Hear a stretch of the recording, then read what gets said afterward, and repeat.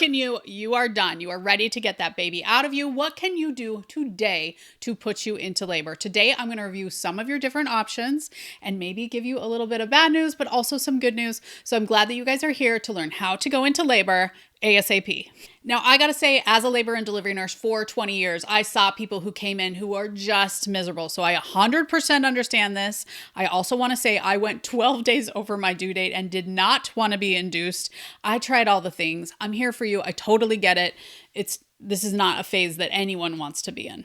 Now, if you're looking for like the Cliff Notes, I have a book called Going into Labor Made Easy that talks a little bit more about these different kinds of things. I'm going to put the link for that one down below.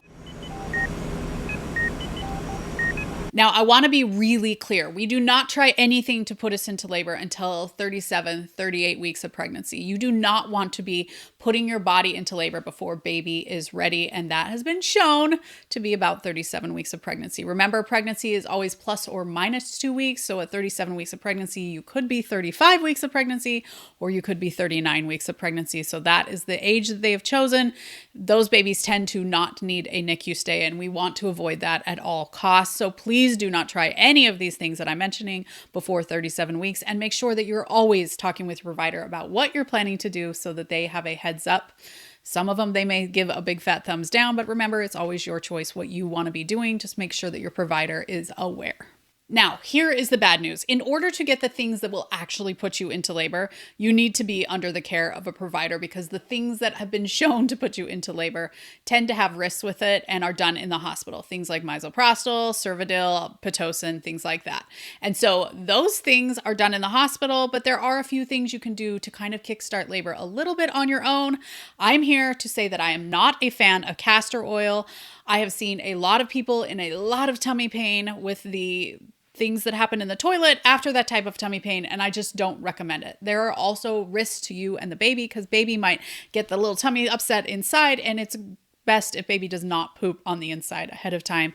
So I don't recommend castor oil. I do have a post on midwives brew. I'm going to put a link for it down below, but it is something you definitely want to be talking with your provider about ahead of time.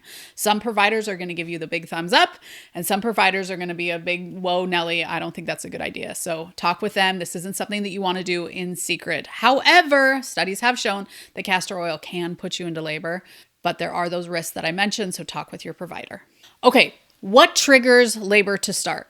We got this good old uterus that has the baby inside of it, right?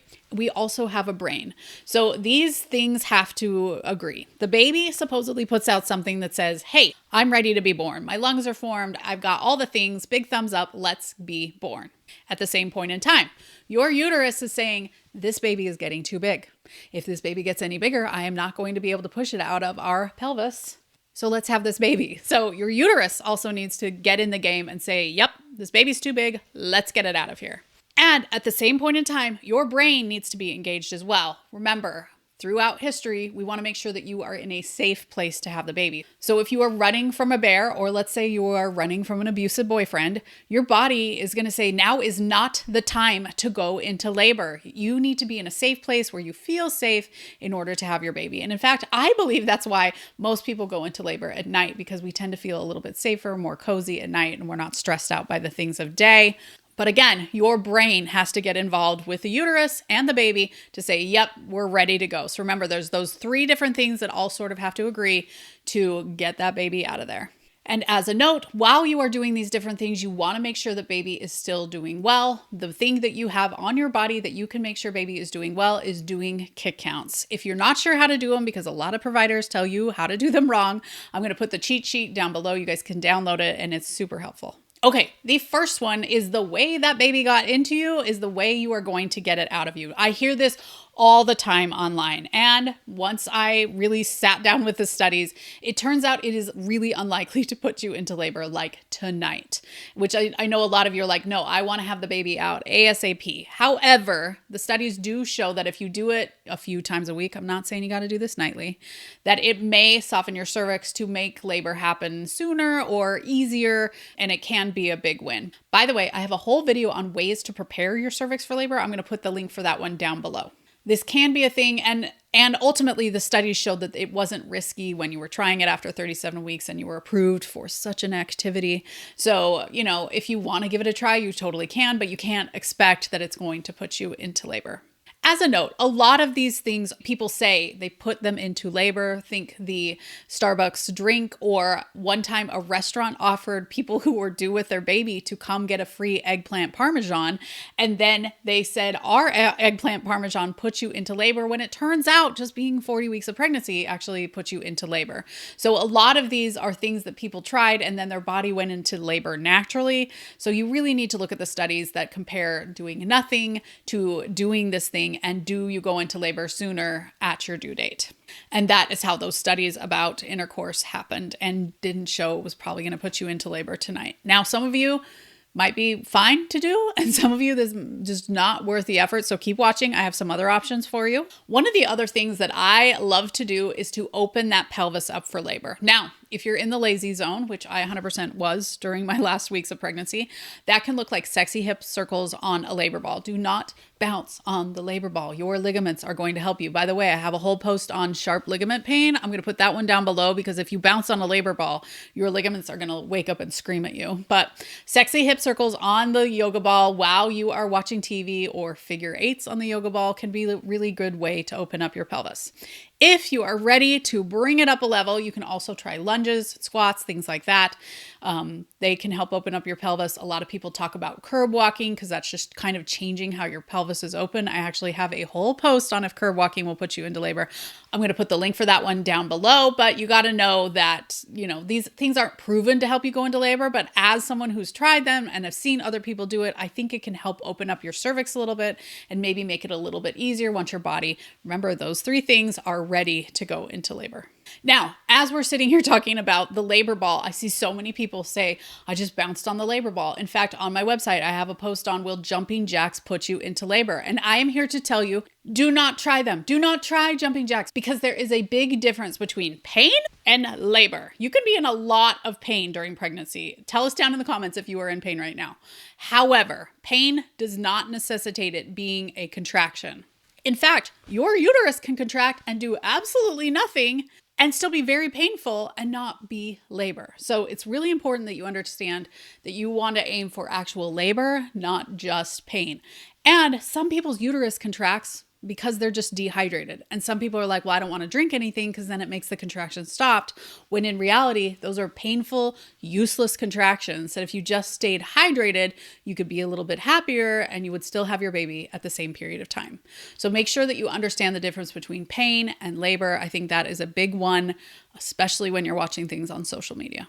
Okay, the next one, which actually has some studies behind it, is nipple stimulation. Now, some people use their breast pump because a lot of you in the United States qualify for a free breast pump through insurance. And some of you can just use your hands. Like, you don't need any equipment. You don't need any electricity. That's the beauty of this one. Now, the studies don't show that it's going to usually kick you into labor tonight. I know a lot of you are like, get it out of me tonight. These may or may not work. Again, just being due can a lot of times put you into labor.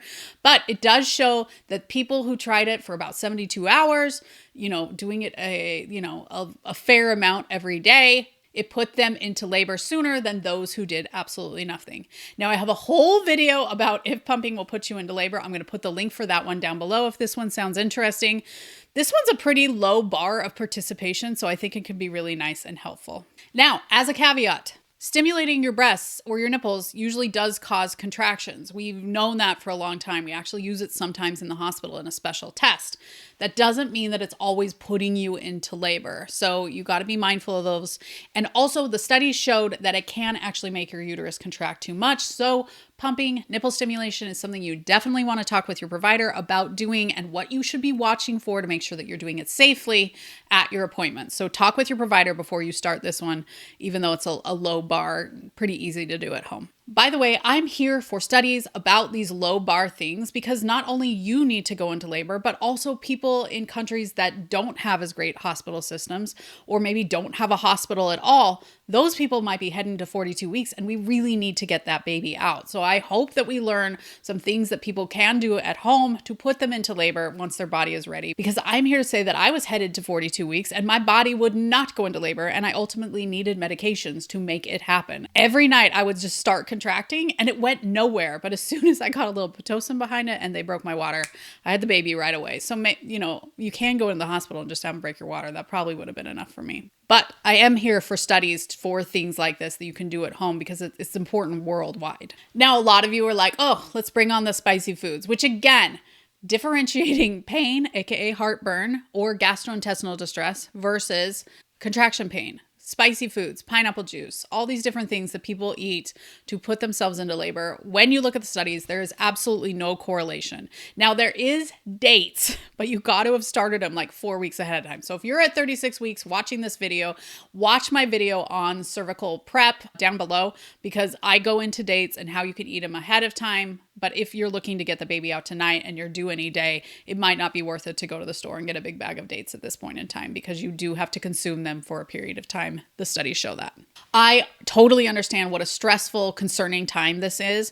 And I'm here to tell you that I, Hillary, who was pregnant with my third baby, headed to 42 weeks, wish that I had just chilled out a little bit more. If I was miserable enough, I could have had an induction, which I refused a couple of times. Or I could have just been at home and ate more frozen yogurt and had my feet up and watched my favorite TV shows rather than stressing myself out that I could put myself into labor. Yes, there are a few things that you can try, but ultimately those three things, your uterus, your baby, and your brain, need to agree that it is time to get this baby out, and it can be complicated. Now, I got to say that once you go into labor, you've also got early labor at home, and that can be really confusing and scary. I recommend a birth class that goes over what to do in early labor to both help labor progress, but also to make sure that you don't go to the hospital too early because that can be a scary time. I'm going to put the link for that class down below. And I'm also here to say contractions are not the only sign that you're looking for. There are other ways that you know that you're going into labor soon. I have a video all about it. I'm going to link it up above. Thanks for joining us here on The Pregnancy Nurse, where we get you prepared, not scared for your upcoming hospital birth and just going into labor.